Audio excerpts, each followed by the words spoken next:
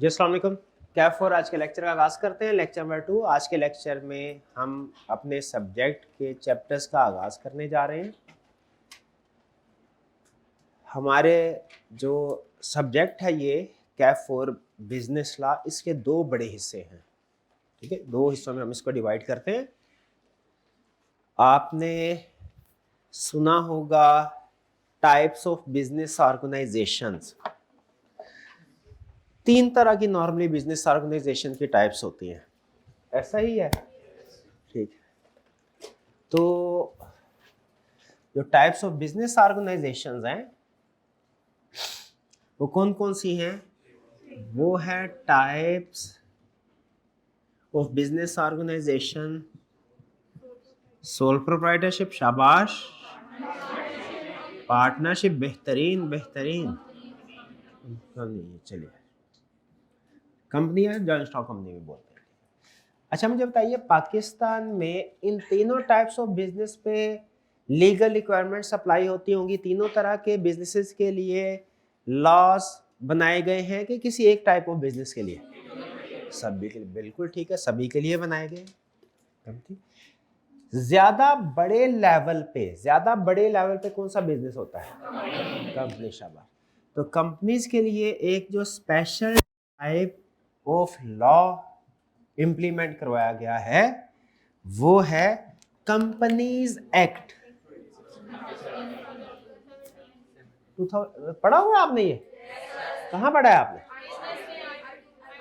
I2 में चले। अच्छा, और क्या क्या कंसेप्ट पढ़ा मुझे बता दें, ये ना मैं दोबारा पढ़ाना शुरू कर दूँ सर। वैसे दोबारा पढ़ाना है सारा, और कौन से कंसेप्ट इसमें पढ़े हैं? सिर्फ ये नाम ही पढ़ा है कंपनीज एक्ट? ओके चले ठीक है, अच्छी बात है, काम आ जाएगी डिटेल। लेकिन इसका ये मतलब नहीं है कि मैं वो नहीं पढ़ाऊंगा, वो मैं स्क्रैच से ही पढ़ाऊंगा। ठीक है, क्योंकि या तो कुछ स्टूडेंट्स ने पढ़ा नहीं होगा, कोई चांस पे छोड़ भी देते हैं, या अगर पढ़ा भी होगा तो मेरे ख्याल है भूल गए होंगे, तो वो आपको दोबारा पढ़ना पड़ेगा जो भी हमारे। और वैसे भी इवन अगर सेम भी हो ना लर्निंग, तो टेस्टिंग स्टाइल डिफरेंट है। वहाँ पे आपने इसे एमसीक्यू स्टाइल में पेपर अटेम्प्ट करना था, तो टीचर्स ने भी गालबन उसी पॉइंट ऑफ व्यू से आपको तैयारी करवाई होगी। हमारा टेस्टिंग सिस्टम हमारा सिनेरियो बेस्ड क्वेश्चन है, आते हैं ज़्यादातर, तो हमने आपको उस पॉइंट ऑफ व्यू से तैयारी करवानी है। तो इवन कंटेंट सेम भी हो, तो चूंकि टेस्टिंग स्टाइल डिफरेंट है, तो हमने उसको अपने स्टाइल से पढ़ाना होगा। कंपनीज एक्ट 2017, ठीक है। अच्छा, और पार्टनरशिप पे भी कोई लॉ एप्लीकेबल है? बिल्कुल है। वो कौन से वाला है? पार्टनरशिप, ये भी आपको पता है, शाबाश। और सोल प्रोप्राइटरशिप जो है, इन पे भी, यानी इंडिविजुअल जो होते हैं, इंडिविजुअल्स, इन पे भी लॉज एप्लीकेबल होते हैं। जब इंडिविजुअल भी एक दूसरे के साथ बिजनेस लिंक करते हैं ना, जैसे हम यहाँ पे घर के लिए कोई फ्रिज लाने के लिए गए, शॉप पे आप मार्केट गए, हाल रोड गए, वहां से घर के लिए फ्रिज एसी खरीद के लाए, तो ये भी एक बिजनेस ट्रांजैक्शन है जो कि इंडिविजुअल्स के दरमियान में है।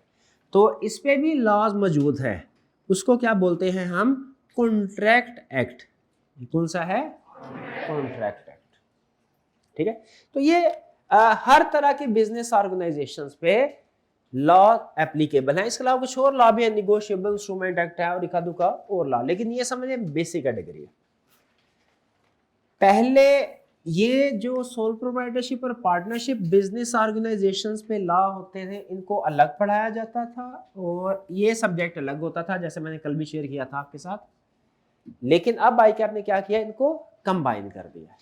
अच्छा, दुनिया में ऐसा नहीं है कि सिर्फ लॉज बिजनेसेस पे ही अप्लाई होते हैं। लॉज और भी बहुत से टाइप्स हैं, जैसे क्रिमिनल लॉज।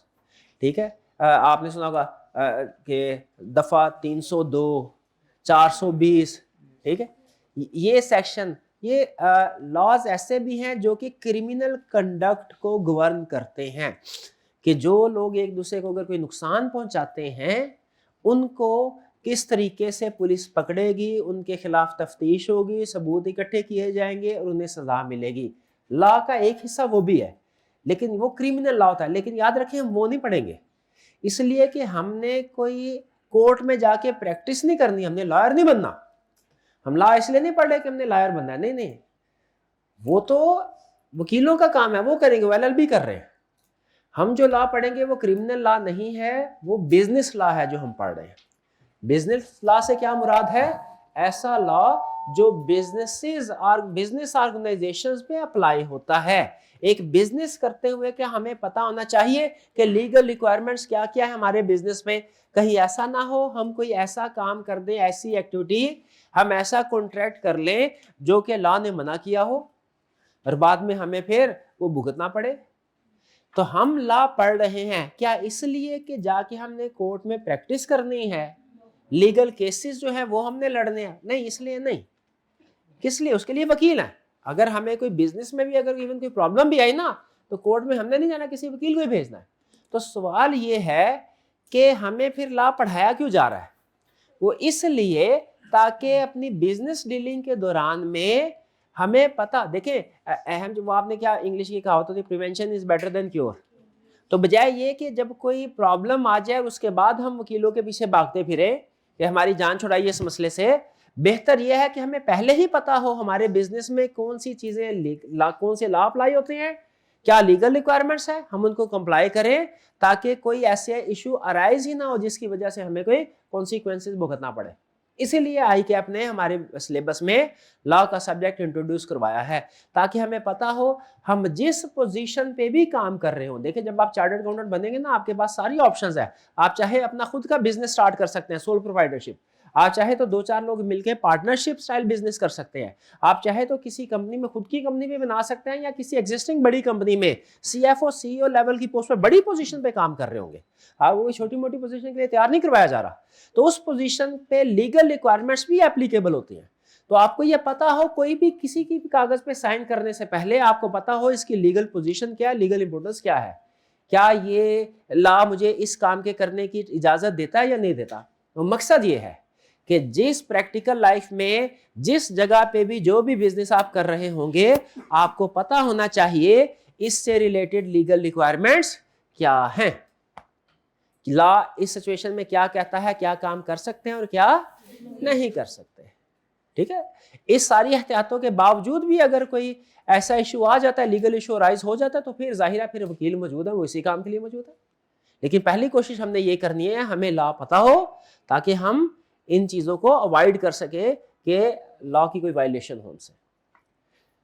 तो सोल प्रोप्राइटरशिप का लॉ भी आपको सिखाया जाएगा, पार्टनरशिप के लॉज भी सिखाए जाएंगे आपको और कंपनी के भी। ये तीनों बिजनेस है, बिजनेस के अलावा कोई लॉ आपको नहीं। फैमिली इश्यूज होते हैं कोई लॉ नहीं सिखाया जाएगा, क्रिमिनल केस कोई लॉ नहीं सिखाया जाएगा, उसके लिए एलएलबी है और सीखने की हमें जरूरत भी नहीं है।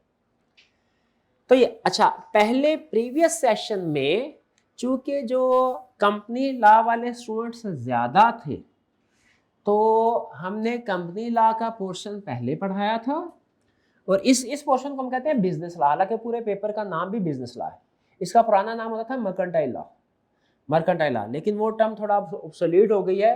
इसके बजाय हम ICAP ने रिसेंटली जो टर्म यूज की थी उसी को हम कैरी फॉरवर्ड करते हैं।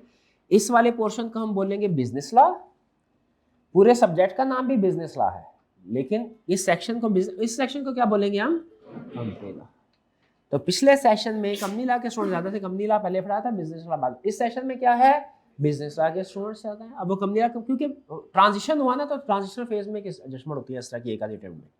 अभी भी हालांकि कंपनी लॉ के स्टूडेंट्स हैं लेकिन तादाद में वो कम है, इसीलिए अब हम क्या करें, इस अटेम्प्ट में बिजनेस लॉ स्टार्ट पहले करेंगे और फिर उसके बाद हम कंपनी लॉ पढ़ेंगे। ठीक है, ये थोड़ा सा कंपैरेटिवली बेहतर भी है क्योंकि ये वाला पोर्शन लेंथ, इसमें 15 चैप्टर्स हैं, इसमें 10 हैं। Lengthy, short, easy, difficult comparatively. Chapters कम है लेकिन कंसेप्ट थोड़े टेक्निकल है। इसमें चैप्टर ज्यादा है लेकिन ये आसान है और चैप्टर्स भी छोटे छोटे हैं इसमें। तो पहले हम हाँ, जिन स्टूडेंट्स ने ऑनलाइन में कंपनी लॉ ओनली वाले पोर्शन में एडमिशन लिया है उनके लिए एडवाइस ये है कि वो लगभग 1.5 महीना जो है ना वो दूसरे सब्जेक्ट्स के ऊपर फोकस करें। फिर उसके बाद तकरीबन 1.5 महीने बाद जब हम ये कंप्लीट कर लेंगे बिजनेस लॉ, फिर कंपनी लॉ में आएंगे, फिर आपको लेक्चर मिलना शुरू होंगे। मीनवाइल अगर उन्होंने कोई फीस ऑलरेडी दी हुई है तो वो अगर चाहे तो रिफ़ंड के लिए क्लेम कर सकते हैं, उन रिफ़ंड लेना चाहे रिफ़ंड ले सकते हैं, वेट करना चाहे वेट कर सकते हैं। और रिज़ल्ट के बाद चूँकि फ़ीस हमारी ऑनलाइन की बात कर रहा हूँ, ऑनलाइन की फ़ीस कम हो जाती है तो आपकी एडजस्टमेंट भी हो जाएगी, यानी पहले अगर फ़ीस दी हुई है तो ज़ाहिर लेक्चर तो पहले नहीं ना मिले, तो यही समझा जाएगा कि वो रिज़ल्ट के बाद आए हैं और वो आपके ऊपर ऑटोमेटिकली जो लोअर वाली फ़ीस होगी वो अप्लाई हो जाएगी, ठीक है। बाकी अगर आप इस पॉलिसी से मुतमिन नहीं या रिफ़ंड लेना चाहते हैं, वो भी ऑप्शन आपके पास मौजूद है, आप उसे यूज़ कर सकते हैं। लेकिन ये हमारी तरतीब होगी। डन जी, क्लियर? अच्छा चलिए, तो मुझे बताइए sole proprietorship, partnership, company law, आपके ख्याल में इन तीनों में से कंपैरेटिवली इजी बिजनेस कौन सा है? सोल प्रोप्राइटरशिप, बिल्कुल सही। तो इसका मतलब पहले हमें क्या पढ़ते हैं? सोल प्रोप्राइटर से स्टार्ट करते हैं, पार्टनरशिप बाद में पढ़ेंगे, कंपनी लॉ भी बाद में पढ़ेंगे, और अगर कोई और छोटे मोटे लॉस हुए वो भी हम बाद में स्टडी करेंगे। स्टार्ट करते हैं सोल प्रोप्राइटरशिप से। यानी इसमें क्या होगा, इसमें जितने भी क्वेश्चंस होंगे, जितनी भी केस स्टडीज होंगी, उसमें कोई ना कोई इंडिविजुअल्स एक दूसरे के साथ डीलिंग कर रहे होंगे, कोई ना कोई इंडिविजुअल्स एक दूसरे के साथ डीलिंग कर रहे होंगे, ट्रांजैक्शंस कर रहे होंगे, ठीक है। अच्छा, एक चीज मैं आपको और बता दूं, जो स्टूडेंट आईकैप की बुक से पढ़ रहे होंगे, देखिए अमूमी तौर पे मेरी आदत, मुझे थोड़ा अजीब लगता है कि किसी के ऊपर भी कमेंट करना मुनासिब नहीं है। समटाइम शायद मैं भी जब मैं कोशिश करता हूँ अवॉइड करूँ, लेकिन अगर मैं भी करता हूँ तो वो गलत करता हूँ। मुझे किसी के ऊपर भी कमेंट नहीं करना चाहिए, ना किसी इंडिविजुअल के ऊपर, ना किसी इंस्टीट्यूशन के ऊपर। लेकिन पर्सनली जो कुछ चीज़ें ऐसी हैं जो मैं समझता हूँ कि वो उनमें कोई डेफिशिएंसी है। उसी तरह ये जो आई कैप की एक पॉलिसी, कुछ पॉलिसीज होती हैं, जाहिर है हर एक अपना ओपिनियन, हर प्रोफेशनल का अपना ओपिनियन होता है। उसमें जो कंबाइन हुआ है ना, इसमें थोड़ा सा मुझे इख्तलाफ है। ये जो पेपर कंबाइन हुआ है, इसमें कंबाइन करते हुए रैशनलाइजेशन कुछ मजीद शायद होनी चाहिए थी, जो नहीं हुई, लेकिन बहरहाल ये मेरा अपना ओपिनियन है। अब प्रॉब्लम क्या है? प्रॉब्लम यह है कि हमारे चैप्टर्स की तादाद बहुत ज़्यादा है, लगभग जो प्रीवियस हमारा एजुकेशन सिस्टम था उस लिहाज से ये वाला पेपर लगभग डबल हो गया। लेंथ में थोड़ा सा कम हुआ 20% के करीब, 100 और समझ 70% हो गया, पहले अगर 100% था, लगभग डबल हो गया है। और टेस्टिंग स्टाइल आई कैप का सेम होता है, याद रखिएगा, आई कैप टेस्टिंग स्टाइल में कंप्रोमाइज नहीं करता, ठीक है। अगर सिलेबस ज्यादा हुआ है, टेस्टिंग स्टाइल सेम रहेगा। आई कैप अपनी क्वालिटी, मैंने नहीं देखा कभी कि क्वालिटी को उसने रिड्यूस किया हो, क्वालिटी सेम रखेगा। फर्क किस पे आएगा? आपकी पासिंग परसेंटेज पे। इसलिए एक्सपेक्टेड है कि जो कंबाइंड पेपर है इसकी पासिंग परसेंटेज इंडिविजुअल पेपर की निस्बत कम होगी, क्योंकि जाहिर है कि एक पेपर के दो हिस्से करके अलग अलग पास करना आसान है, और उसको कंबाइन करके पास करना थोड़ा, ये बिल्कुल ऐसी है जैसे मुझे याद आ गया, हमारे ज़माने में 9th और 10th का इकट्ठे पेपर होते थे, तो हमें 9th क्लास में 9th का सिलेबस पढ़ना पड़ता था और 10th क्लास में 9th और 10th दोनों का पढ़ना पड़ता था, क्योंकि इकट्ठे पेपर होते थे। अब शायद 9th के पेपर अलग और 10th के अलग, ऐसे होता है। हाँ, तो जो हमारे जैसे पुराने लोग होंगे ना, वो कहेंगे अब तो बहुत आसानी हो गई है, क्योंकि 9th में सिर्फ 9th का सिलेबस और 10th में सिर्फ 10th का। अब आपके साथ यही हुआ है, पहले जो 9th और 10th एक तरह से इस सब्जेक्ट की अलग अलग होती थी, अब क्या हुआ है? कंबाइन हो गई है, और आपने इसको आधे टाइम में कंप्लीट करना है। अब इसके लिए क्या? अब इसके लिए चूंकि आई कैप ने जो मूव किया है, स्टूडेंट्स के लिए मुश्किल हो गया है, तो अब हमें भी, मैं भी जाहिर है आपको उस स्टाइल के साथ नहीं पढ़ाऊंगा जिस स्टाइल के साथ प्रीवियस सेशन में जब अलग अलग होते थे पढ़ाया जाता था, ठीक है। अब क्या करना है? अब हमने बड़े ही कोई शातिर तरीके के साथ कोई ऐसे दाव पेच लगाने हैं कि आई कैप का जो लेवल उसने मेंटेन किया है, हम उस लेवल को अचीव कर ले, और मिनिमम एफर्ट्स के साथ, क्योंकि ये मिनिमम एफर्ट के साथ उसको अचीव करना अब हमारे लिए एफिशिएंसी का सवाल नहीं है, हमारे लिए सर्वाइवल का सवाल है, इसके बगैर गुजारा ही नहीं है। तो मैंने क्या किया है, इसमें आपके बहुत से क्वेश्चंस ऐसे हैं, बहुत सी चीजें ऐसी हैं, उनको हमने थोड़ा स्ट्रीमलाइन किया है। आपको जब इस सेशन की बुक आप देखेंगे, ठीक है, वो कंप्लीट हो गया इंशाल्लाह, उम्मीद है 3-4 दिन में पब्लिश होके अवेलेबल होगी मार्केट में, तो वो सिग्निफिकेंटली डिफरेंट होगी प्रीवियस एडिशन की निस्बत, ठीक है। पहले वो आप देखेंगे, पहले हमने उसमें कुछ चीजें जो है वो थी एक्स्ट्रा, आई कैप की हर चीज को इंक्लूड किया हुआ था। अब हमने बड़ा ही कैलकुलेटेड और वेल थॉट डिसीजन करके एक एक क्वेश्चन को देख के कि ये क्वेश्चन बच्चे को करवाना है, इसको इंक्लूड करना है, इसको नहीं करना। छोटे छोटे जो गैर जरूरी किस्म के क्वेश्चंस होते थे उनको हमने एक्सक्लूड कर दिया। अगर एक ही कंसेप्ट के ऊपर एक ही तरह के दो क्वेश्चंस हैं तो फिर हमने कोशिश किया उनमें से एक क्वेश्चन जो है उसको अलग कर दिया जाए, बुक में इंक्लूड ना करें, उसको किसी टेस्ट में टेस्टिंग के लिए हम यूज कर लेंगे, ये बुक में इंक्लूड ना करें। यानी अब जो कंसेप्ट्स हैं और जो क्वेश्चंस है वो आपके बड़े ही कैलकुलेटेड वे में हमने उसको कंपाइल किया है, उसको अरेंज किया है। ठीक है, तो उम्मीद है आपने इस चीज से परेशान नहीं होना कि अब आपको शायद डबल एफर्ट करनी पड़ेगी। नहीं, इंशाल्लाह एफर्ट आपको एक सेशन जितनी ही करवाएंगे, लेकिन सिलेबस उसमें 2 सेशन वाला कवर होगा। आपने सिर्फ एक चीज ध्यान में रखनी है, कल भी मैंने बोला था, डेली बेसिस के ऊपर पढ़ना। ठीक है, 2 घंटे कहा था मैंने कल आपसे। हाँ, 2 घंटे डेली आपने पढ़ना है, इंशाल्लाह कोई प्रॉब्लम नहीं होगी। डन जी, चलिए। अच्छा, ये मैं इसलिए कह रहा था क्योंकि अगर कुछ स्टूडेंट आईकैप की बुक पढ़ते हैं तो जब हमारी बुक को आईकैप की बुक के साथ कंपेयर करेंगे ना तो उसमें मटेरियल कंसेप्ट सेम होगा, कंसेप्ट में फर्क नहीं है, लेकिन जब वो क्वेश्चंस को देखेंगे ना या एग्जांपल्स को देखेंगे, क्वेश्चन या एग्जांपल्स को देखेंगे तो आईकैप की बुक में उन्हें क्वेश्चन या एग्जांपल्स ज्यादा मिलेंगी। तो आपने ये नहीं सोचना कि वहां पे प्रैक्टिस करना ज्यादा बेहतर है, ये नहीं सोचना कि ज्यादा क्वेश्चन इज इक्वल टू ज्यादा practice is equal to higher chance of passing. ये फार्मूला इस सब्जेक्ट में ये नहीं। वो एग्जांपल बिला वजह की थी, फजूल से थी, उनमें कोई ऐसे कंसेप्ट भी बिल्ड नहीं होते, ना ही कैप टेस्टिंग करता था। ठीक है, तो उसको हमने अलग कर दिया है ताकि आप बड़े मिनिमम टाइम में आप कवरेज भी सारी, कंसेप्ट सारे पूरे होंगे।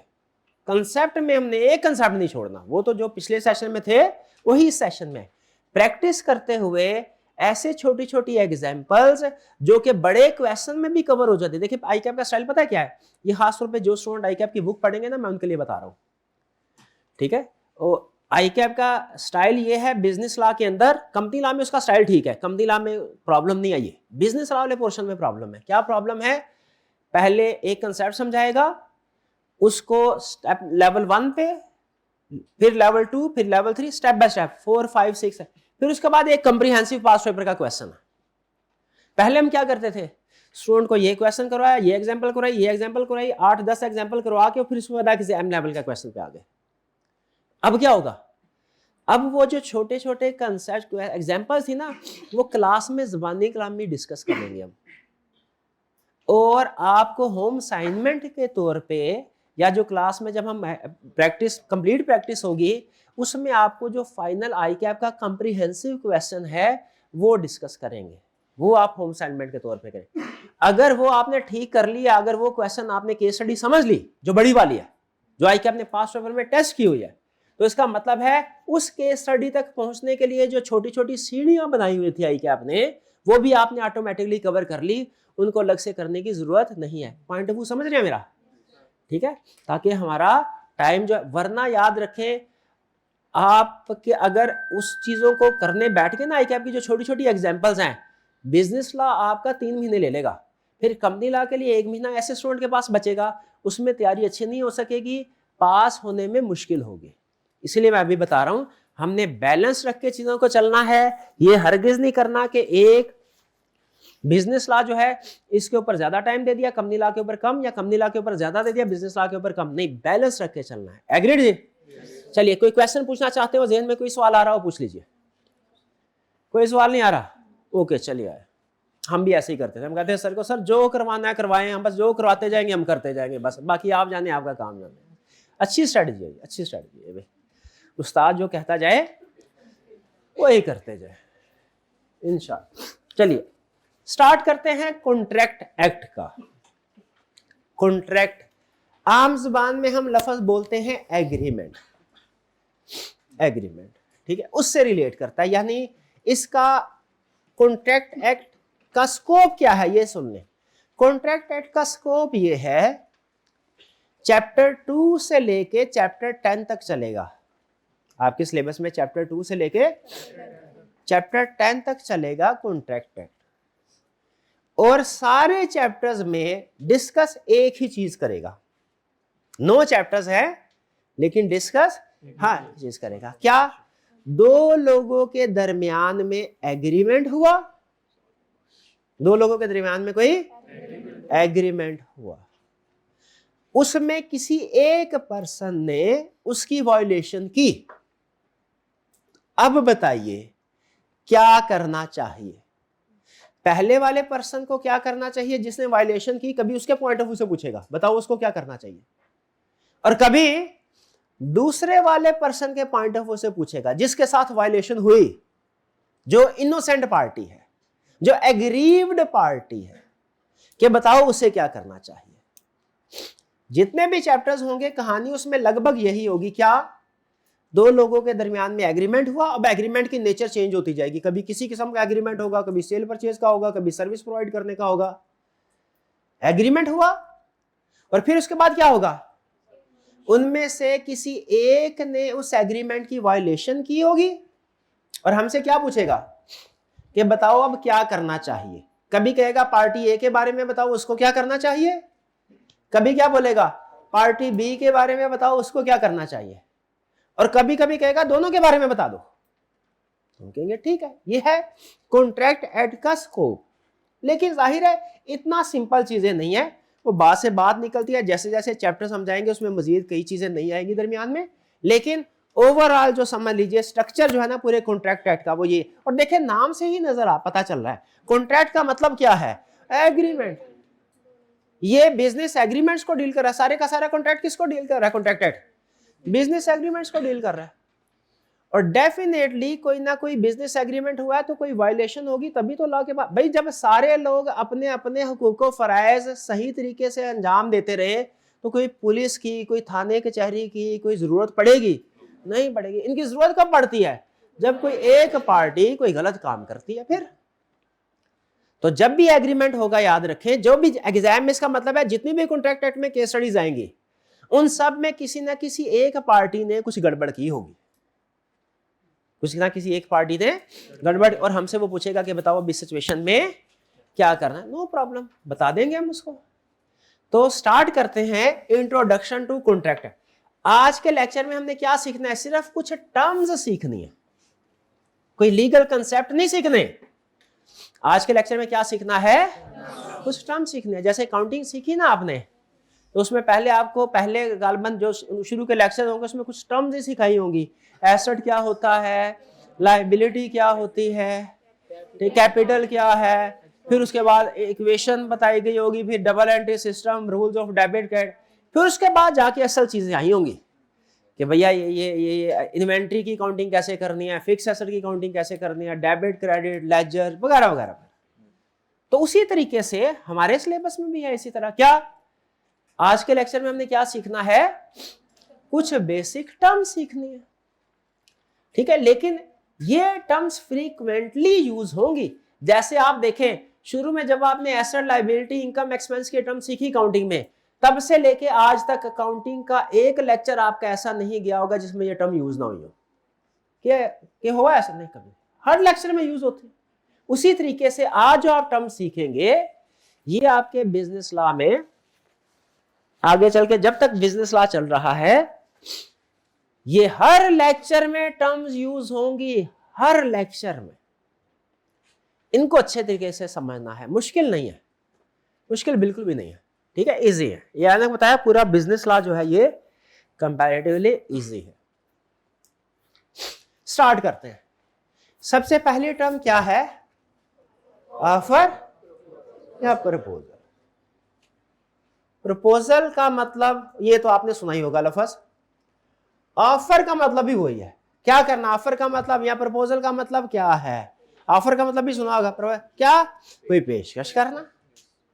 लेकिन याद रखिएगा ये बिजनेस लॉ पढ़ रहे हैं, इसमें जितने भी ऑफर होंगे, जितने भी प्रपोजल होंगी, वो कौन सी वाली होंगी, वो बिजनेस रिलेटेड होंगी, पर्सनल नहीं होगी। कौन सी होगी, बिजनेस।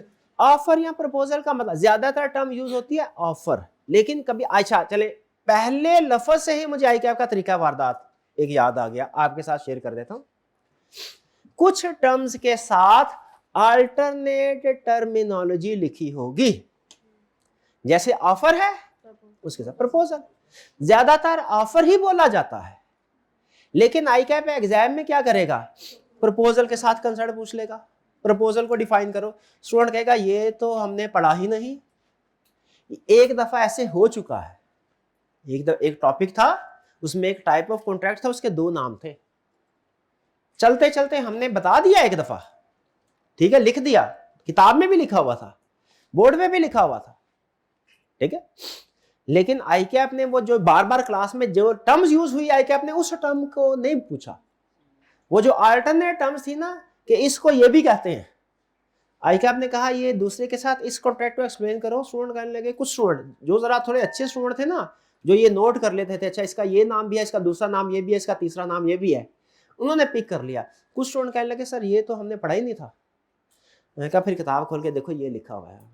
ओहो, तो एक तरीका वारदात आईकैप का क्या है कि अल्टरनेट टर्म्स को पूछ के कंसेप्ट टेस्ट कर लेता है। इसीलिए जितनी भी कंसेप्ट्स की अल्टरनेट टर्म्स आएंगी आपने उसको खास तौर पे अंडरलाइन करना है और पढ़ना समझना है। एग्रीड? क्लास में ज्यादातर हम जाहिर है एक ही टर्म बोलेंगे, बार बार मैं ऑफर के साथ प्रपोजल भी बोलूं वो मुझे बोलने में भी अजीब लगेगा, आपको सुनने में भी अजीब लगेगा। एक ही दफा कह दिया, क्या ऑफर का मतलब प्रपोजल भी है। तो अगर कभी पूछे डिफाइन ऑफर तो भी वही बात, अगर कहे डिफाइन प्रपोजल तो भी वही बात। आगे चलते, ऑफर क्या है, ऑफर किसको कहते हैं या प्रपोजल?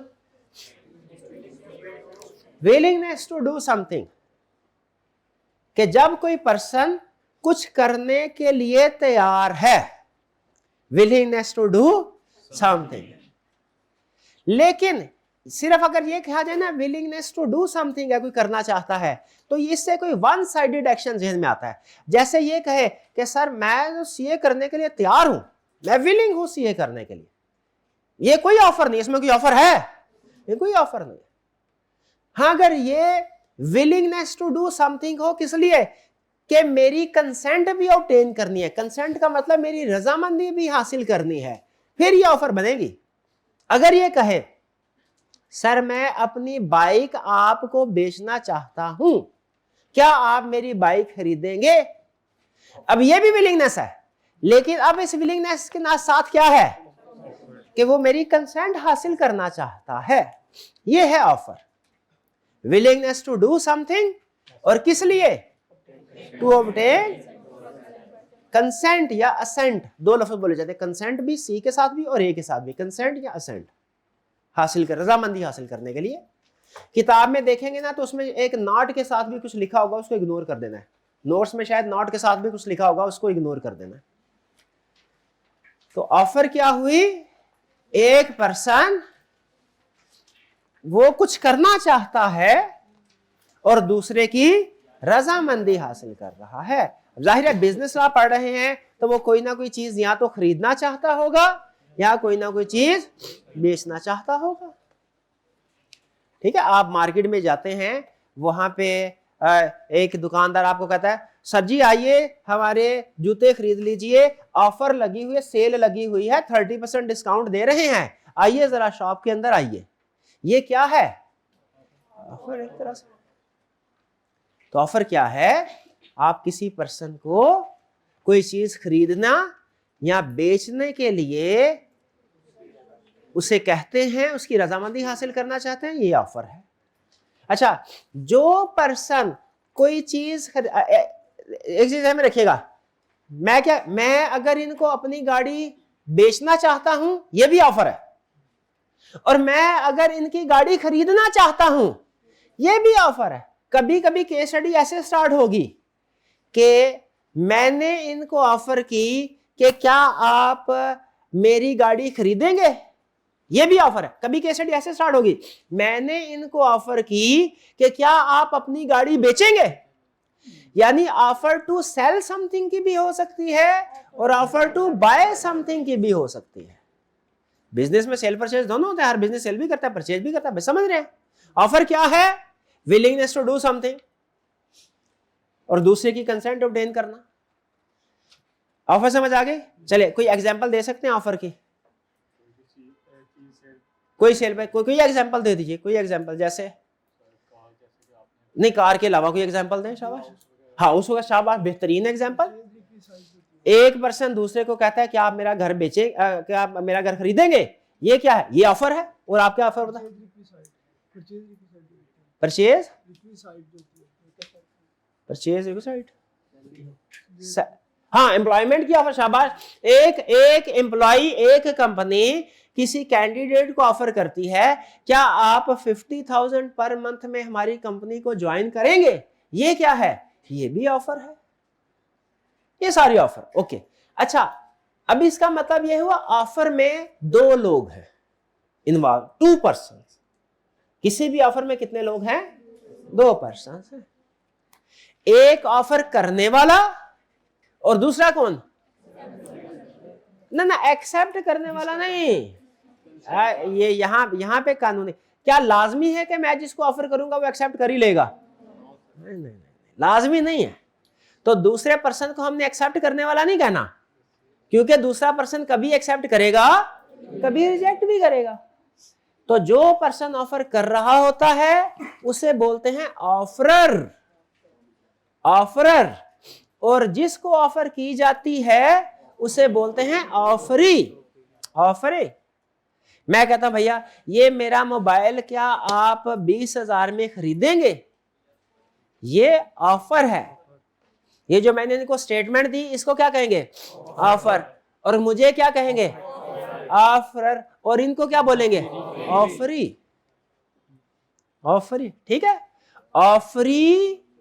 ऑफरर ऑफरी को ऑफर करता है। ये बात समझ आ रही है। ऑफर करने वाला कौन है, ऑफरर, और जिसको ऑफर की जाए ऑफरी। शाबाश, ये 3 टर्म समझ आ गई।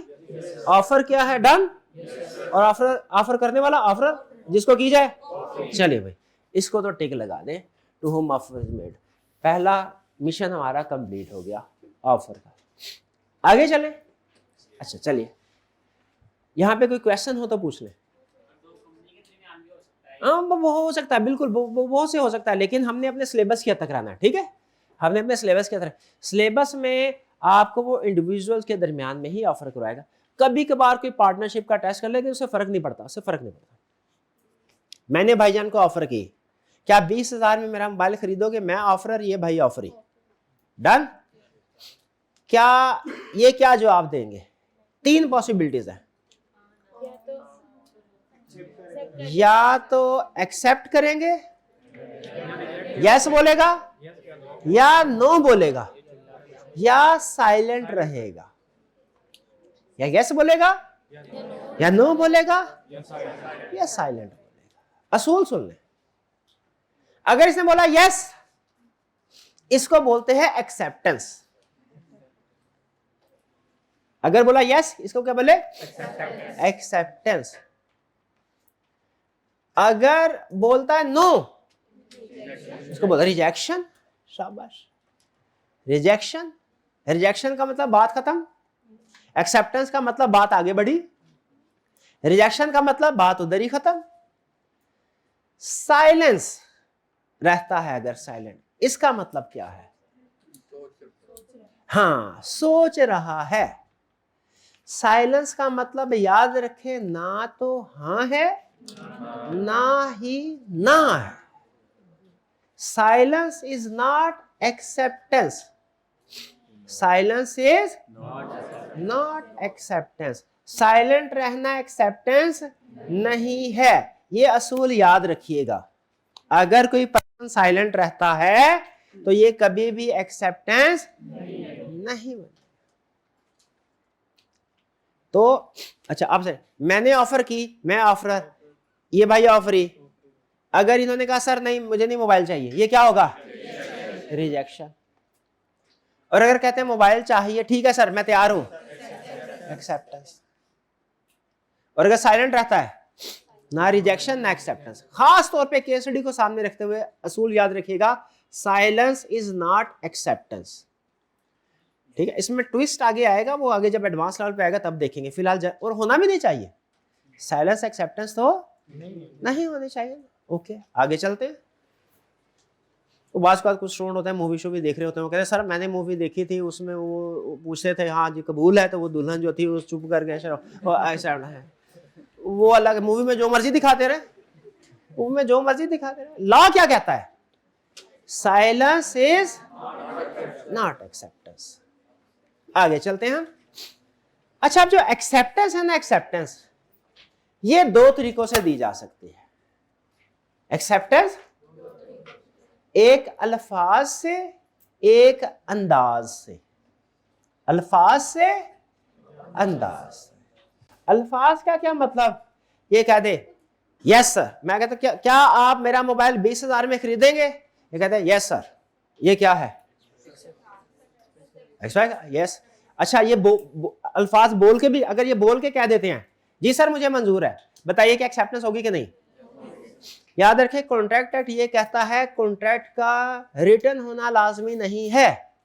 कॉन्ट्रैक्ट ओरल भी हो सकते हैं, वर्बल भी हो सकते हैं, कॉन्ट्रैक्ट रिटन भी हो सकते हैं। कुछ खास किस्म के कॉन्ट्रैक्ट्स हैं बड़े बड़े, जैसे प्रॉपर्टी की सेल परचेज करते हैं ना जब आप, वो रिटर्न में होना जरूरी है। कुछ खास किस्म के कॉन्ट्रैक्ट ऐसे हैं जिनका रिटर्न में होना जरूरी है।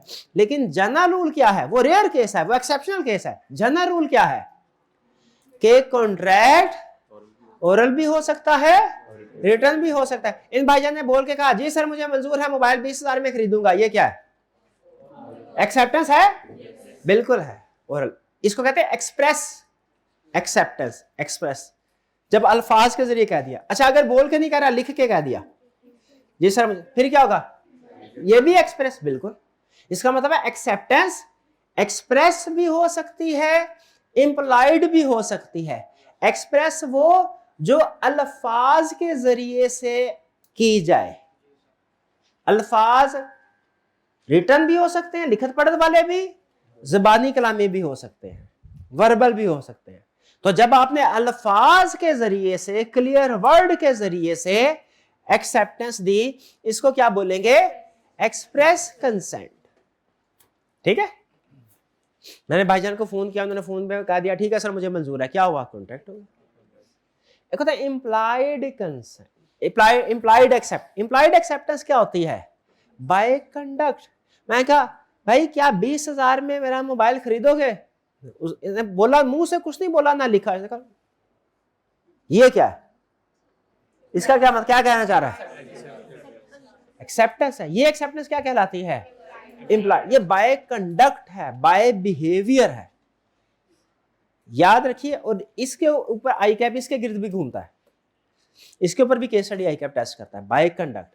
तो याद रखे, आपने अल्फाज से भी एक्सेप्टेंस दे सकते हैं और आप अपने बिहेवियर से भी एक्सेप्टेंस दे, बिहेवियर से भी। ठीक है?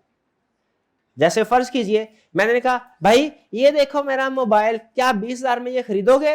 इन्होंने मोबाइल पकड़ के फेंक दिया। तो ये क्या है? बोला कुछ नहीं, रिजेक्शन। क्या एक्सप्रेस नहीं है, क्या है? इंप्लाइड। तो याद रखें, कॉन्ट्रैक्ट्स में एक्सेप्टेंस एक्सप्रेस भी हो सकती है, इंप्लाइड भी हो सकती है। रिजेक्शन भी एक्सप्रेस और इंप्लाइड हो सकती है, लेकिन चूंकि कहानी रिजेक्शन पे खत्म हो जाती है, एक्सेप्टेंस से आगे चलती है, तो इसलिए उसने एक्सेप्टेंस के एग्जांपल के साथ हमें समझाया है। भाई एक्सेप्टेंस समझ आ गए? तो फिर से बताइए, मैंने इन भाईजान को ऑफर की, इन्होंने कहा नो, क्या हुआ?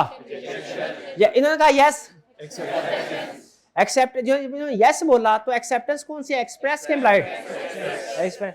क्या फर्क पड़ता है कि एक्सेप्टेंस एक्सप्रेस है कि इंप्लाइड के? दोनों में कॉन्ट्रैक्ट हो जाता है, दोनों में कोई फर्क नहीं पड़ता। कानूनी तौर पे दोनों में कोई फर्क नहीं है कि एक्सप्रेस का दर्जा बुलंद है और इंप्लाइड का दर्जा कम, ऐसी बात नहीं है, दोनों एक बराबर।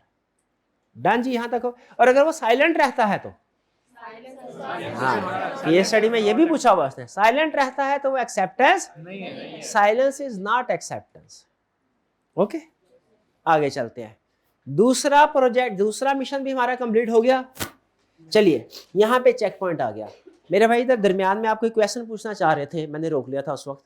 अब हाँ, काउंटर लिखा हुआ है, काउंटर ऑफर नहीं, वो भी नहीं पढ़ाना, वो पता नहीं क्या होता है, बड़ी मुश्किल चीज होती है कोई ना, अभी नहीं। हाँ, प्रूफ कैसे होगा, ये सवाल भी अक्सर पूछते हैं कि मैंने बोला कि कॉन्ट्रैक्ट वर्बल भी हो सकते हैं, रिटर्न भी हो सकते हैं। तो प्रूफ कैसे होगा? प्रूफ कैसे होगा? ये याद रखे, पहले चीज तो ये याद रखे प्रैक्टिकली कि कुछ लोग ऐसे होते हैं कि लिखत पढ़ रिटर्न भी होगा ना, उससे मुकर जाएंगे, उससे मुकर जाएंगे। कुछ लोग ऐसे होते हैं, ठीक है। वो एक वकील के पास में गपशप हो रही थी, उन्होंने कहा कि जी एक केस ऐसा भी था कि एक पर्सन था, पढ़ा लिखा नहीं था, तो वो अंगूठा लगाना होता है, उसने अंगूठा लगाया और उसके बाद मुकर गया और अपना अंगूठा काट, डील बड़ी थी कि भाई ये तो मैंने लगाया ही नहीं। अगर कोई मुकर जाए तो फौरी तौर पे जाहिर है उसके साथ कंपेयर कर सकते हैं कि कोई इसका पुराना केस था, नया नहीं था, क्योंकि नया हो तो जाहिर है वो नादरा के ऑफिस में रिकॉर्ड होता है, वहां से भी वेरीफाई हो जाता है, लेकिन पुराना केस था। तो जिसने मुकरना हो ना, वो लिखत पढ़त करके भी मुकर जाता है, और जिसने नहीं मुकरना हो वो अल्फाज पे भी कायम रहता है। लेकिन याद रखे, जो अल्फाज पे भी कायम रहते हैं ना, ये दुनिया में बहुत कम लोग हैं, ना होने के बराबर। और जो लिखत पढ़त करके भी मुकरना वाले होते हैं, ये भी कम होते हैं, लेकिन इनका इलाज भी होता है, वो वकील कर लेते हैं, वो ऐसा कॉन्ट्रैक्ट बनाते हैं, उसे कहते हैं भाई अब मुकर के दिखाओ। ज्यादातर लोग क्या होते हैं कि जिनके साथ अगर आप रिटर्न में चीजें करेंगे तो वो पूरी कर, अगर ज़बानी कलामी करेंगे तो फिर वो हेर फेर कर देते, मुकरते नहीं है, लेकिन वो कहते नहीं ये चीज एग्री तो हुई थी, ऐसे नहीं ऐसे हुई थी, ऐसी नहीं ऐसे हुई थी। तो पहला तरीका असूल क्या है, सुन लीजिए, आज के लेक्चर में कुछ भी ना समझे, कुछ भी ना लेके जाए, एक चीज लेके जाए, क्या?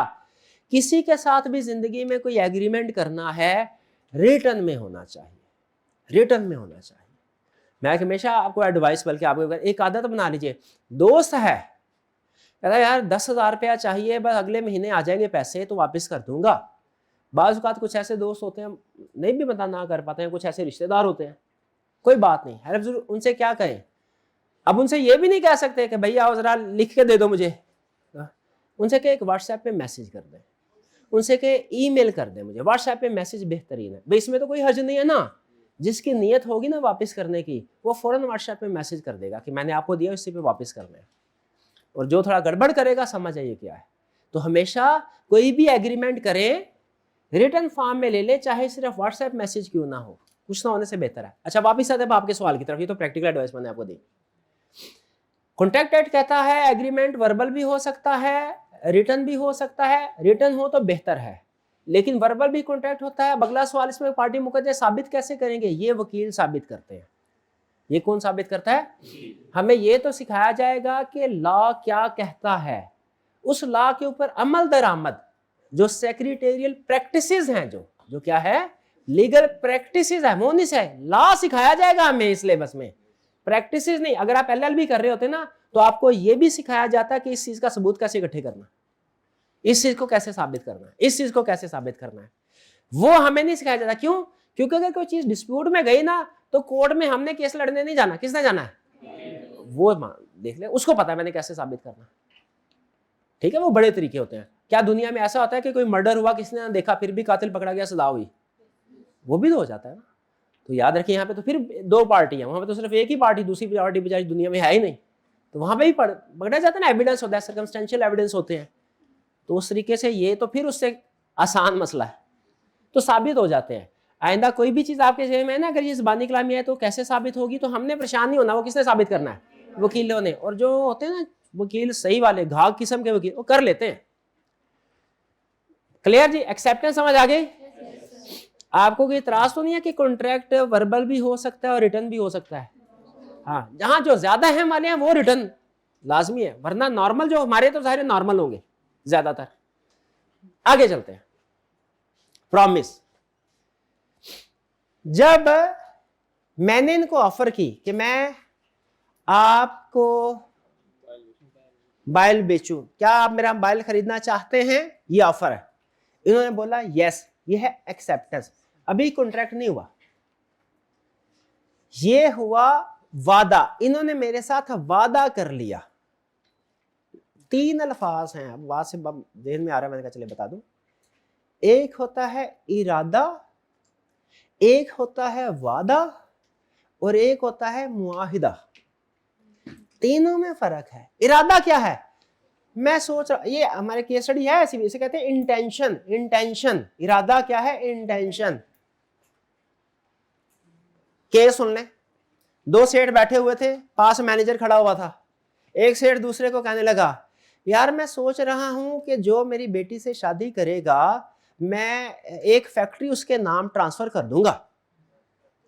अब मैनेजर सोच रहा, उसने कहा ये तो मुझे 20 साल हो गए खज्जल खारी करके, एमबीए किया, उसके बाद सीए में गया, कैफ के पेपर दिए, फिर यहाँ जॉब पे लग गया, ये तो एक महीने में मुझे फैक्ट्री मिल सकती है, मुझे तो सारी जिंदगी मेहनत करके कार नहीं अभी तक मिली।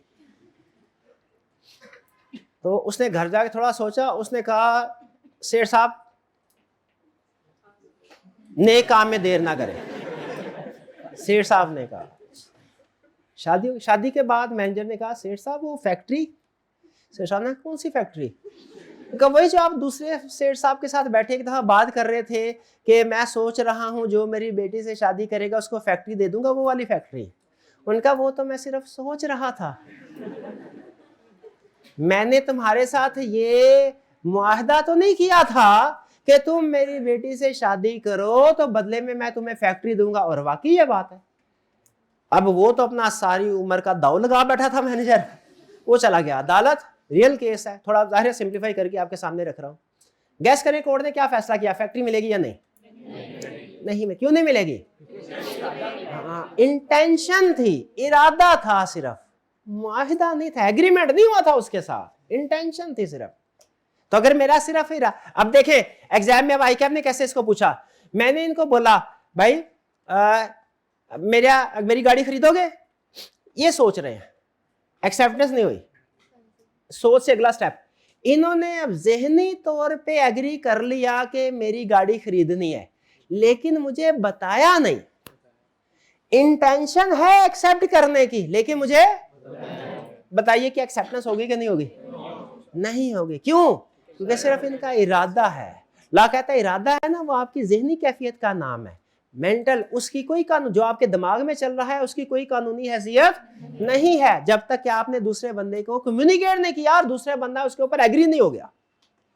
तो ये जहन में रखिए, इरादा और चीज है, वादा और चीज है, मुआहदा और। इंटेंशन की कोई कानूनी हैसियत नहीं है, इंटेंशन तो मेरे दिमाग में है सिर्फ। अच्छा, अब मैंने इनको कह दिया क्या आप मेरी गाड़ी खरीदेंगे? इन्होंने बोल दिया हाँ। तो जब एक्सेप्टेंस होगी ना, ये हुआ प्रॉमिस, वादा हुआ। क्या ये अब इरादे से बात बढ़ गई है, लेकिन एग्रीमेंट तक कभी भी नहीं पहुंची। क्यों नहीं पहुंची अभी बताता हूं। ये क्या हुआ? प्रॉमिस। ये मेरे से प्रॉमिस कर रहे हैं कि मैं ये मुझसे गाड़ी खरीद लेंगे। ठीक है, इसका an offer when accepted becomes promise. Offer एक बंदा करे, दूसरा बंदा एक्सेप्टेंस दे दे, इसको क्या बोलते हैं?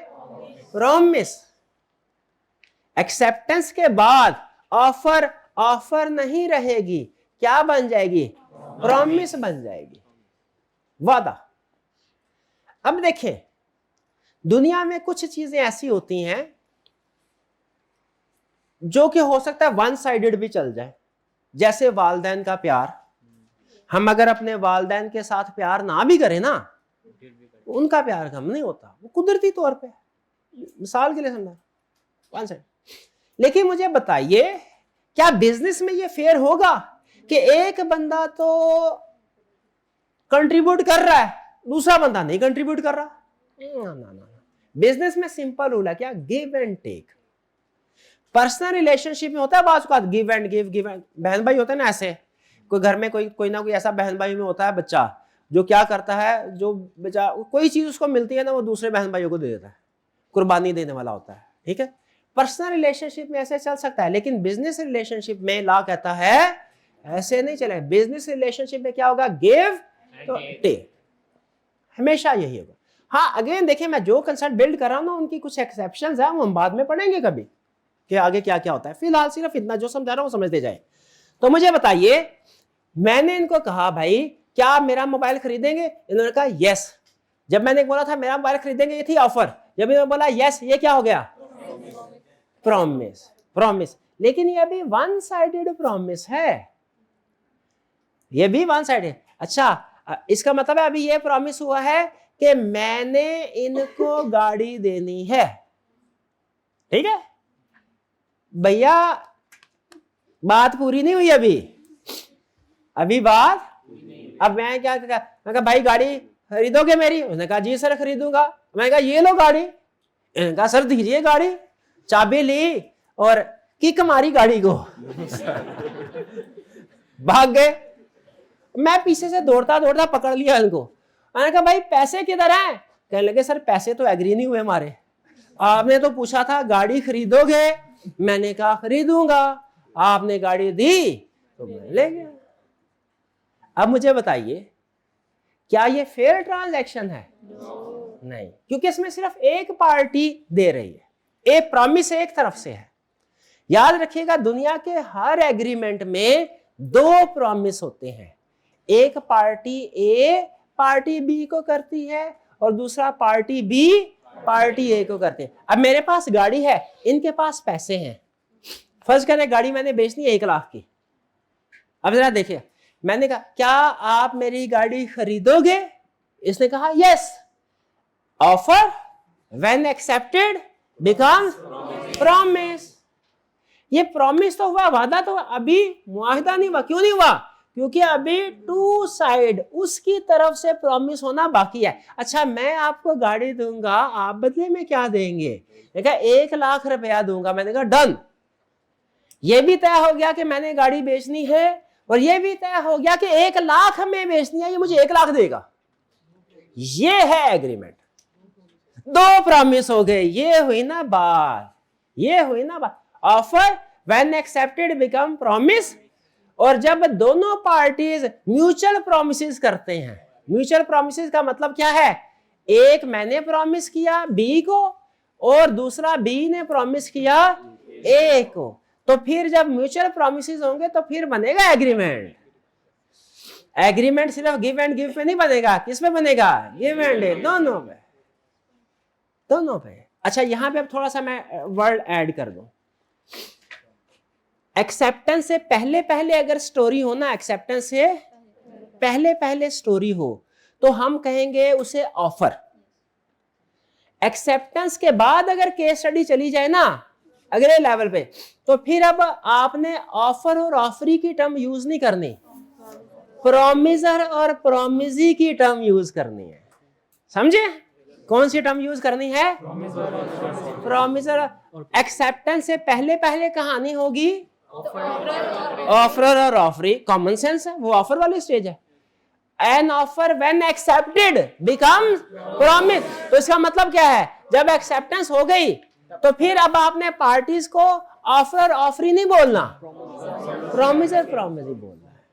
तो गैस करें जरा, हमारी केस स्टडी के अंदर, हमारे सिलेबस के अंदर, बुक के अंदर ज्यादातर केसेस ऑफर स्टेज वाले होंगे कि एक्सेप्टेंस के बाद वाले? तो आपने कौन सी टर्म बार बार बार बार पढ़नी? बोले प्रॉमिसर प्रॉमिसी, फिर बोले बोले promiser promisee, promiser promisee, promiser.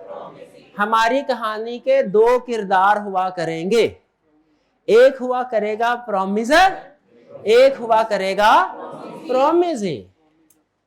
Promisee एक हुआ करेगा प्रॉमिसर, एक हुआ करेगा प्रॉमिसी। भाई कुछ कुछ बात समझ आई? अच्छा प्रॉमिसर और प्रॉमिसी जरा मुझे लिख के दिखाए, मुझे पता चले लिखना आता है कि नहीं। PROMISOR प्रॉमिसर और PROMISEE प्रॉमिसी। वो एक शेर होता था, क्या था? नुक्ते ने मुजरिम से महरम, कोई इस तरह का था, क्या था?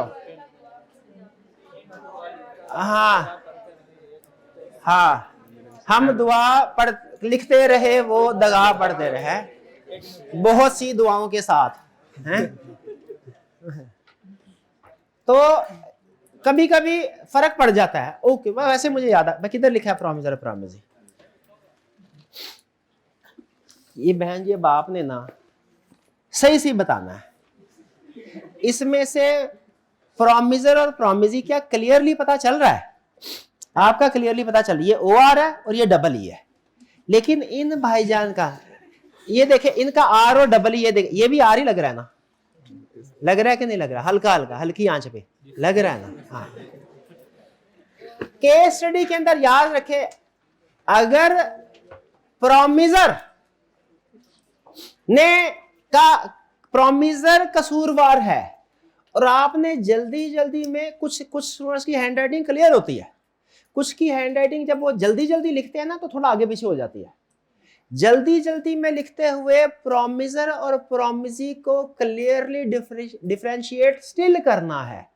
अगर आपकी राइटिंग के एंड पे जल्द, क्योंकि जो आखिरी लफ्ज होता है ना अक्सर हमारा, वो हम ऐसे लिख देते हैं, लाइन मार दिया से, बाकी अल्फाज में लाइन मार दें ऐसे, मुझे कोई प्रॉब्लम नहीं है।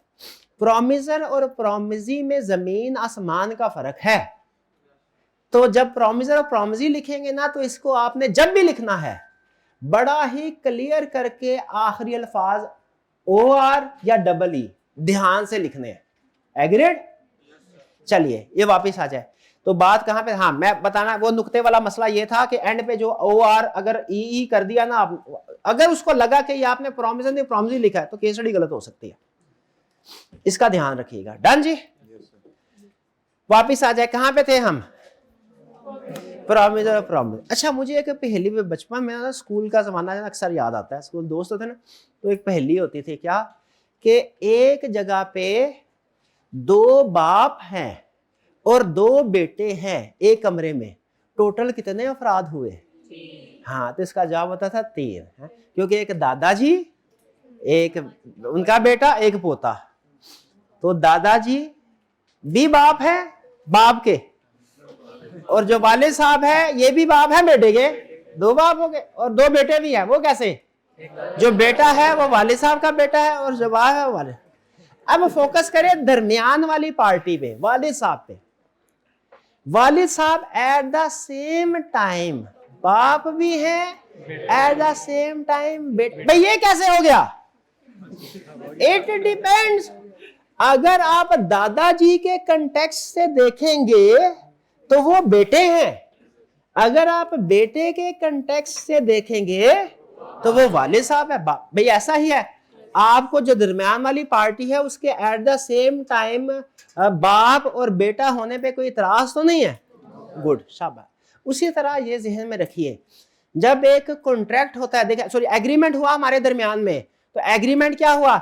मैंने इन भाईजान को गाड़ी देनी है और इन भाईजान ने मुझे 1 लाख रुपया देना है। कितने प्रॉमिस हुए? 2। कितने प्रॉमिस हुए? 2। अब $1 मिलियन क्वेश्चन, आज के लेक्चर का सबसे टेक्निकल पॉइंट, आज के लेक्चर का, इस एग्रीमेंट के अंदर, एग्रीमेंट की टर्म्स एंड कंडीशन समझ आ गई? मैंने गाड़ी बेच दी, इन्होंने 1 लाख रुपया देना। इस एग्रीमेंट के अंदर प्रोमिजर कौन है और प्रोमिजी कौन है? आप कोई एक रिप्रेजेंटेटिव बने,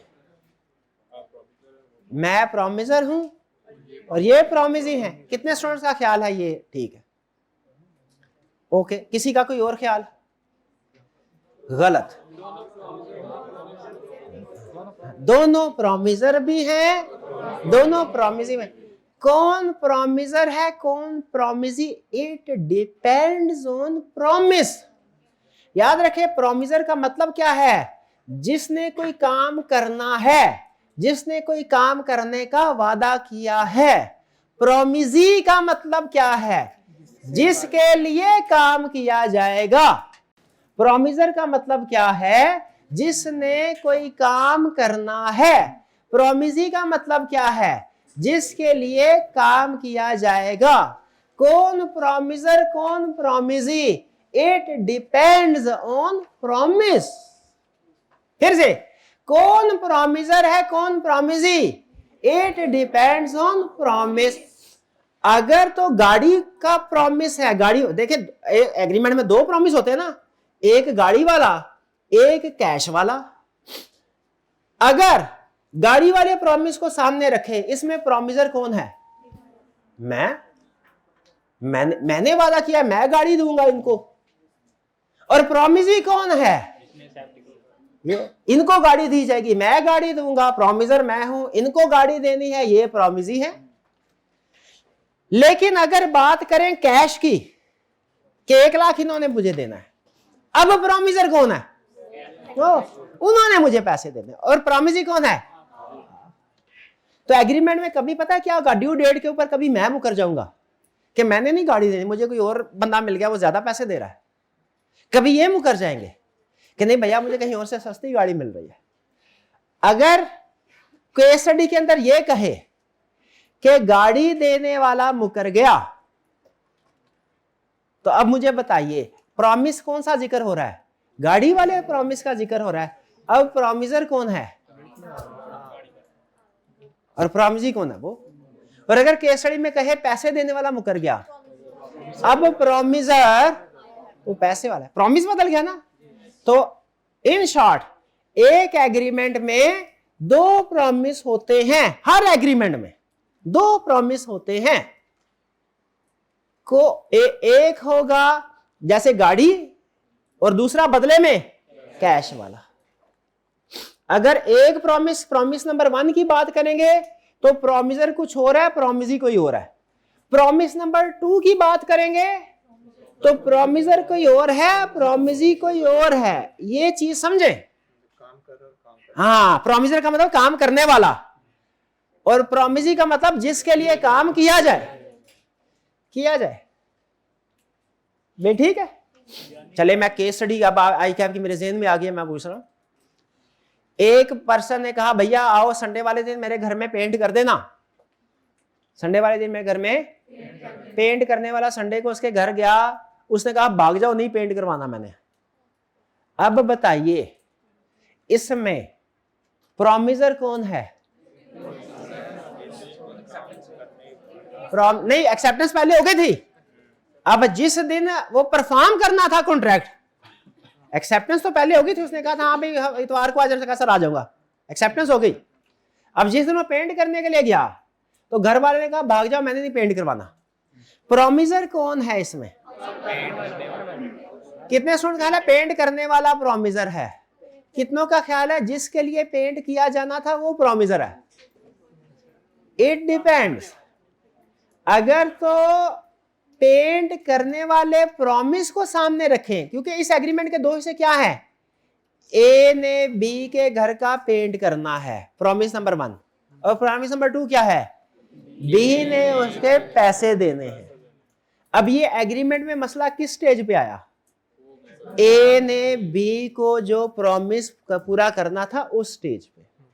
तो पेंट के पॉइंट ऑफ व्यू से पेंट के प्रॉमिस को सामने रखे, प्रॉमिसर कौन है? पेंट वाला। प्रॉमिसी कौन है? जिसका घर पेंट किया जाएगा। ठीक है, प्रॉमिस भाई समझ रहे हैं? तो एक एग्रीमेंट के सम करते हैं क्विकली। एक एग्रीमेंट के कितने प्रॉमिस हैं? 2। कौन प्रॉमिसर है, कौन promisee? It depends on promise. It depends on, बस इतना काफी है। ठीक है, आगे मजीद चीजें क्लियर होती जाएंगी। डन जी। अच्छा एक चीज और सुन ले, प्रॉमिस नंबर 1 है प्रॉमिस, मैं बता ना गिव एंड टेक। अगर मैंने इनको गाड़ी दी तो बदले में मुझे क्या मिल रहा है? कैश। ये प्रॉमिस है। ये प्रॉमिस टू मेरे लिए कंसीडरेशन है। लॉ में एक टर्म बोली जाती है कंसीडरेशन। कंसीडरेशन का मतलब है समथिंग इन रिटर्न। कंसीडरेशन का मतलब क्या है? Something in return. मैंने इनको गाड़ी बेचनी है, बदले में पैसे मिलेंगे। मेरे लिए कंसीडरेशन क्या है? समथिंग इन रिटर्न क्या है? कैश। 1 लाख रुपया। 1 लाख रुपए को हम क्या कहेंगे? कंसीडरेशन। इन भाईजान ने मुझे 1 लाख रुपया देना है, इनके लिए कंसीडरेशन क्या है? गाड़ी। कंसीडरेशन किसे बोलते हैं? Something in return. अब थोड़ा सा अगर आप इजाजत दें तो थोड़ा सा टेक्निकल अल्फाज में बोलूं। हर एग्रीमेंट में 2 प्रॉमिस होते हैं। प्रॉमिस नंबर 1 की कंसीडरेशन है प्रॉमिस नंबर 2, और प्रॉमिस नंबर 2 की कंसीडरेशन है नंबर 1। और हमारे लॉ का एक बड़ा रूल होता है, आगे चल के चैप्टर 4 में पढ़ेंगे आप, आगे 3-4 में। No consideration no contract. Simple. क्या रूल है? इस रूल से भी समझ आती है कि हर एग्रीमेंट में 2 प्रॉमिस होंगे, एक देने वाला, एक लेने वाला। नहीं वो अलग बात है। एक लेने वाला, समझ आ गई? Okay okay. प्रॉमिसर और प्रॉमिसर, अब प्रॉमिसर और प्रॉमिसी है, अगर दोनों प्रॉमिस हो जाए फिर उसे क्या बोलते हैं? Offer when accepted become promise, और जब दूसरी पार्टी से भी प्रॉमिस आ जाए यानी यूं कह लीजिए promise plus promise is equal to agreement, या यूं कह ले promise plus consideration is equal to agreement. Done जी। अच्छा, अब एग्रीमेंट होते हैं आखिरी कंसेप्ट। एग्रीमेंट मतलब हमारा एग्रीमेंट हो गया, मुआहदा हो गया, लेकिन याद रखे हर एग्रीमेंट इनफोर्सेबल बाय लॉ नहीं होता। हर एग्रीमेंट इनफोर्सेबल बाय लॉ नहीं होता। दो एग्जांपल। पहली एग्जांपल, ए भाई मैं आपको 1 लाख रुपया देता हूं, आपने मुझे हफ्ते बाद आधा किलो चर्स देनी है। ये भाईजान मेरे से 1 लाख रुपया लेके चला गया, अब चर्स नहीं दे रहा। मैं कानून का दरवाजा खटखटाया, मैंने कहा इंसाफ मिलना चाहिए मुझे। क्या मुझे इंसाफ मिलेगा? क्या ये एग्रीमेंट, हाँ वो जो मिलेगा वो इंसाफ नहीं होगा, वो सजा होगी, वो सजा। इसका मतलब वो हर agreement enforceable by law. Enforceable by law का मतलब है वो एग्रीमेंट जिसके ऊपर कानून जबरदस्ती अमल करवाएगा और जो अमल नहीं करेगा जज उसको जेल भेजेगा, उसे कहते हैं इनफोर्सेबल बाय लॉ। क्या ये इनफोर्सेबल बाय लॉ है? नहीं है। दूसरी कहानी सुने, मुझे पता चल गया था कि ये इनफोर्सेबल लॉ बाय लॉ नहीं है। ये मेरे से पैसे लेके 1 लाख लेके निकल के आधा किलो चर्स नहीं दी इसने मुझे। मैं क्या नहीं छोड़ूंगा, अब नहीं छोड़ूंगा। इस उपका ये भाईजान, ठीक है, ये मैंने कहा भाईजान एक काम है आपसे। इनका भाईजान का नाम है जफर सुपारी। जफर सुपारी, ये बंदा मेरे से 1 लाख लेके भाग गया है, अब इसकी सुपारी मैंने देनी है। 5 लाख रुपया देता हूं, इसको उड़ा दो। 5 लाख रुपया, तो मुझे गुस्सा ही बड़ा इसके ऊपर। इस जगह मसला ही कोई नहीं है, हमारे कारोबार का असूल है आधे पैसे पहले आधे काम होने के बाद। मैंने कहा ये लो 2.5 लाख। 2.5 लाख है। 2 दिन बाद देखा दोनों होटल में इकट्ठा खाना खा रहे थे। मैं फिर अदालत पहुंच गया। मैंने कहा सर इसको मैंने पैसे दिए थे इसको उड़ाने के लिए, उससे दावतें उड़ा रहा है, उसको नहीं उड़ा रहा। इससे कहें कि इसका काम तमाम करें। क्या ये एग्रीमेंट हो गया था ना? भाई एग्रीमेंट हो गया था, मैंने इन्हें काम कहा था, पैसे दिए थे, तय हो गया था। क्या इनफोर्सेबल बाय लॉ है? इनफोर्सेबल बाय लॉ नहीं है। क्यों नहीं है? हर एग्रीमेंट इनफोर्सेबल बाय लॉ। अच्छा गैस करें, मैंने अदालत में जाके अपील क्या लगाई, मैंने कहा सर यहाँ तो इसे ऑर्डर दीजिए कि ये इसका काम तमाम करें या मुझे पैसे वापस लेके दीजिए। बताइए जज क्या फैसला करेगा? कोई भी नहीं। जज कहेगा इसको अंदर करो, ना मुझे पैसे मिलेंगे। इल्लीगल एग्रीमेंट्स के ऊपर किसी किस्म का अमल दरामद नहीं होता। तो इससे हमें इन 2 एग्जाम्पल से ये बात समझ में, हाँ लेकिन अगर ये मुझे कहे कि भाई मैं आपकी गाड़ी खरीदूंगा 1 लाख में और ड्यू डेट के ऊपर मुकर जाए, फिर मैं अदालत में जा सकता हूं। ये एग्रीमेंट इनफोर्सेबल बाय लॉ है।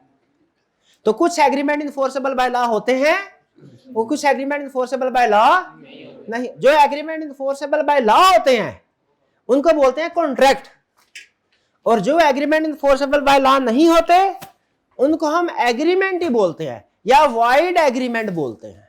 क्या बोलते हैं? Wide agreement, VOID, wide agreement मतलब फारग एग्रीमेंट जिनकी कोई कानूनी हैसियत। फिर से अगर 2 प्रॉमिसेस इकट्ठे हो जाए, एक प्रॉमिस के साथ कंसीडरेशन भी ऐड हो जाए, वो क्या बन जाता है? एग्रीमेंट। क्या सारे एग्रीमेंट इनफोर्सेबल बाय लॉ होते हैं? नहीं। कुछ एग्रीमेंट इनफोर्सेबल बाय लॉ हैं, कुछ नहीं है। जो एग्रीमेंट इनफोर्सेबल बाय लॉ होते हैं उन्हें क्या कहते हैं हम? कॉन्ट्रैक्ट। और जो एग्रीमेंट इनफोर्सेबल बाय लॉ नहीं होते वो होते हैं वाइड एग्रीमेंट। वाइड एग्रीमेंट की एग्जांपल क्या है? एग्जांपल सुने। पहली एग्जांपल इल्लीगल एग्रीमेंट। पहली एग्जांपल क्या? इल्लीगल। ये क्या है? ये किसी को नुकसान पहुंचाना इल्लीगल एग्रीमेंट की एग्जांपल थी। और क्या एग्जांपल है? और चर्च वाली एग्जांपल, ये illegal example, illegal agreement enforceable by law नहीं, एग्रीड। दूसरा कौन से एग्रीमेंट इन्फोर्सेबल बाय लॉ नहीं? इम्पॉसिबल। भाईजान ने मेरे साथ भाईजान ने कहा सर आप मुझे 10,000 दीजिए, मैं उड़ के दिखाऊंगा। मैंने 10,000 दिए, उड़ के दिखा रहा मुझे। अब बताइए मैं कोर्ट में जाके इनको मजबूर कर सकता हूं कि उड़े? क्यों नहीं? इम्पॉसिबल है। जो एग्रीमेंट इम्पॉसिबल होंगे वो भी इन्फोर्सेबल बाय लॉ, इलीगल भी इन्फोर्सेबल बाय लॉ नहीं है, और जो पॉसिबल है ये भी इन्फोर्सेबल बाय लॉ नहीं है। अगर आप 5 मिनट दें तो कोई 2 केसेस बता दूं आपको। चले अब ये कॉन्ट्रैक्ट एक्ट है ना, असल में ये पुराना कटर है, ये इंडिया और पाकिस्तान दोनों में अप्लाई होता है, पुराना लाइन। तो इंडिया का एक केस है कि एक घर में किसी का देहांत हो गया, पिताजी का देहांत हो गया, तो जो उसके वाली वारसान थे वो बड़े परेशान, बड़े रो रहे हैं। तो वो क्या कहते हैं उसको, क्या कहते हैं उसको, क्रियाक्रम करने के लिए उसको शमशान घाट ले गए। शमशान घाट जाके चीता को अग्नि देने ही लगे थे, वहां पे एक पंडित आ गया। पंडित कहने लगा क्या? उन्होंने रो रो के बताया हमारे बड़े प्यारे वालिद साहब थे। उन्होंने कहा अच्छा अगर मैं, पिताजी थे। उन्होंने कहा अच्छा अगर मैं अभी इनको जीवित कर दूं तो? उन्होंने कहा ये फिर मसला है। उन्होंने कहा हाँ, लेकिन उसकी 2 शर्तें हैं। पहली शर्त मुझे 10 लाख रुपया देना है, और दूसरी शर्त मैंने एक मंत्र पढ़ना है, तुम लोगों ने 10 मिनट तक आंखें बंद करनी है। उन्होंने कहा ठीक है, दोनों शर्तें पूरी की। 10 मिनट के बाद आंखें खोली, पंडित गायब। उन्होंने इधर उधर घूमा, भाग दौड़ के पंडित को पकड़ लिया और कहा जी जीवित करो पिताजी को। उन्होंने कहा जी मैं तो नहीं करता। अदालत में ले गए। बताइए एग्रीमेंट था ये? एग्रीमेंट था ये? एग्री हो गया, उन्होंने एग्री किया, उसने कंसीडरेशन दे दी। क्या इन्फोर्सेबल बाय लॉ है? क्यों नहीं है? इम्पॉसिबल है, इम्पॉसिबल। तो जो इम्पॉसिबल एग्रीमेंट होंगे वो भी इन्फोर्सेबल बाय लॉ नहीं है, जो इलीगल होंगे वो भी इन्फोर्सेबल बाय लॉ। जो सोशल, डोमेस्टिक और रिलीजियस एग्रीमेंट्स होंगे वो भी इन्फोर्सेबल बाय लॉ। जो सोशल, डोमेस्टिक, रिलीजियस होंगे वो भी इन्फोर्सेबल बाय लॉ नहीं है। वैसे तो कंसेप्ट खत्म होगा। अगर इजाजत दें 3 मिनट मुझे और दें, एक एक केस स्टडी इनकी भी बता दो। पहले किसकी केस स्टडी हो जाए? सोशल, रिलीजियस के सुनाए। जुम्मे की नमाज के लिए हम बैठे हुए थे, कारी साहब जो थे वो जोशे खताबत में उन्होंने बड़े बड़े फजाइल बयान किए, ठीक है, जन्नत की हूरों के यही सुनना था। और कहा जो मस्जिद की तामीर में हिस्सा लेगा उसे जन्नत में घर मिलेगा। हम जज्बाती हो गए, हमने कहा इस वक्त तो मेरे पास कुछ नहीं है, खड़े होके कहा, लेकिन मंथ एंड पे सैलरी मिलेगी, आधी तनख्वाह मस्जिद की तामीर में लगाऊंगा। उसके बाद घर गए, वापस आए, दोस्त के साथ गए, घूमे फिरे, थोड़ी 1-2 मूवीज देखी, थोड़ा अकल, थोड़ा वापस होश है। हमने कहा ये क्या कर बैठे हम? माहौल बदलता है तो सोच बदल जाती है। तो हम माहौल बदला, हमारी सोच बदल गई। हमने कहा ये क्या हम वादा कर बैठे हैं? हमने कहा कोई बात नहीं, चलो वादा जो है ये मुकर जाते हैं। हम मुकर गए। कारी साहब आए मंथ एंड के ऊपर, हमने कहा हमने कोई डोनेशन नहीं देनी। बताइए क्या हमारे खिलाफ अगर कारी साहब लीगल एक्शन लेते हैं, क्या ये एग्रीमेंट इन्फोर्सेबल बाय लॉ है? नहीं है। रिलीजियस एग्रीमेंट, रिलीजियस एग्रीमेंट कुछ केसेस में हो सकता है, वो बाद में फिर कभी पढ़ेंगे। फिलहाल ये क्या है? तो religious agreement enforceable by law नहीं है। दूसरा एग्रीमेंट कौन सा है? डोमेस्टिक है। सोशल क्या? दोस्त को हमने कहा ए दोस्त, पाकिस्तान इंडिया का मैच है, एक दफा फिर से देखेंगे इंडिया को जीतते हुए, इकट्ठे बैठ के आओ जरा, हम आपस में मेरे घर आ जाना, बैठ के दावत करेंगे, पार्टी करेंगे, तुम्हारे लिए खाना बनवाऊंगा मैं। उस दिन भाई आ गया ये। हमने कहा ये तो तुम सचमुच आ गए हो, हमने तो कोई इंतजाम, कुछ लेके आए हो साथ? उसने कहा लेके क्या, दावत तुम्हारे घर नहीं थी? हमने कहा हमारे घर तो कोई दावत नहीं है। हम मुकर गए। इसने कहा अच्छा ऐसा करो, मैं अपने घर से उठ के तुम्हारे पास आया हूँ, आने जाने का, इन ड्राइव के ऊपर आया हूँ, आने जाने का किराया दे दो मुझे। हमने कहा कोई किराया नहीं है। इसने केस कर दिया कि सर या तो इसे कहे मेरी दावत करे या मैं किराया वापस कर। बताइए क्या इन्फोर्सेबल बाय लॉ है? नहीं है। क्यों नहीं है? सोशल एग्रीमेंट, सोशल एग्रीमेंट्स में इन्फोर्सेबल बाय लॉ नहीं है, क्योंकि लॉ ये कहता है कि रोजमर्रा के मामलात में तो कानून को दरमियान में ना लेके आए। असल में लॉ ये बताना चाह रहा है कि रोजमर्रा के जो छोटे मोटे मामलात होते हैं ना, उनमें intention to create legal relationship नहीं होती, intention to create legal relationship नहीं होती, उनमें कानून को दरमियान में नहीं आना चाहिए, ये है असल मकसद। आखिरी एग्जांपल डोमेस्टिक एग्रीमेंट। अब ये रियल केस, ये भी रियल केस। हस्बैंड ने कहा वाइफ से, भाई मेरे वीकेंड पे दोस्त आने वाले हैं, अगर तुम अच्छा सा खाना बनाओगी ना तुम्हारे लिए साड़ी का तोहफा दूंगा। वाइफ बहुत, उसने कहा मसला ही कोई नहीं, खाना तो रोज बनाते हो, मैं चलो थोड़ा सा ज्यादा खाना बनाया, दोस्त बड़े खुश हो गए, वाह वाह वाह, चले गए। अगले दिन वाइफ ने बोला वो साड़ी का तोहफा। शोहर कहने लगा साड़ी, कौन सी साड़ी, कौन किधर की साड़ी, कोई साड़ी वाड़ी नहीं, भाग जाओ, कोई नहीं। वाइफ ने कहा अच्छा, केस कर दिया। बताइए क्या साड़ी मिलेगी या नहीं?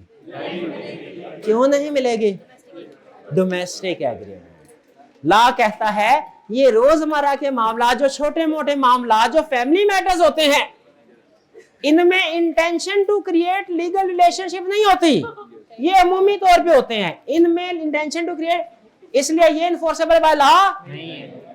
लेकिन इसका यह मतलब नहीं है कि हो ही नहीं सकते, इसका यह मतलब नहीं है कि मियां बीवी के दरमियान में लीगल एग्रीमेंट हो ही नहीं सकता, इसका यह मतलब नहीं है दो दोस्त एक दूसरे के साथ कोई सेल परचेज कर ही नहीं सकते, इसका यह मतलब नहीं है एक भाई दूसरे भाई को अपना घर बेच ही नहीं सकता, यह मतलब नहीं है। By default intention to create legal relationship नहीं है। लेकिन अगर यही एग्रीमेंट लिखत पढ़त में कर लिया जाए, एग्रीमेंट में लिख दिया जाए कि ये इंटेंशन टू क्रिएट, तो हो भी सकता है। लेकिन जनरल रूल क्या है कि जो घरेलू मामलात होते हैं, जो दोस्ताना मामलात होते हैं, जो रिश्तेदारी के आम मामलात होते हैं, इनमें जो वादे किए जाते हैं वो इन्फोर्सेबल बाय लॉ नहीं है। ऐसा ही है ना? हाँ, तो ये बिल्कुल अच्छी बात है। ये ना हो कि कल मैं कह दूं आपको कि भाई कल मैं आपको नोट्स प्रोवाइड करूंगा, और कल मैं आपको ये कह दूं कि भाई फोटोकॉपी शॉप पे जाके खुद नोट्स खरीद लो, तो आप मेरे खिलाफ केस कर दें कि सर एक दिन पहले तो आपने कहा था कि मैं नोट्स प्रोवाइड करूंगा आपको, ठीक है, और अगले दिन कह रहे हैं आप कि आप खुद खरीद लें, ये एग्रीमेंट की वायलेशन है आपके खिलाफ, तो हम केस करते हैं। अगर ये केस करेंगे मेरे खिलाफ, इन्फोर्सेबल बाय लॉ है कि नहीं है? नहीं है। क्यों नहीं है? ये सोशल एग्रीमेंट समझा जाएगा, सोशल एग्रीमेंट समझा, ठीक है। लेकिन इसका ये मतलब नहीं है टीचर और स्टूडेंट के दरमियान में एग्रीमेंट नहीं हो सकता, हो सकता है। अगर आप मेरी गाड़ी खरीदना चाहे ना, उसका एग्रीमेंट हो सकता है, 1 लाख में। आपने अभी गाड़ी नहीं देखी है मेरी इसलिए। चलिए, कुछ समझ आया आपको? चलिए जी, आज का लेक्चर यहाँ खत्म करते हैं। अल्लाह हाफिज।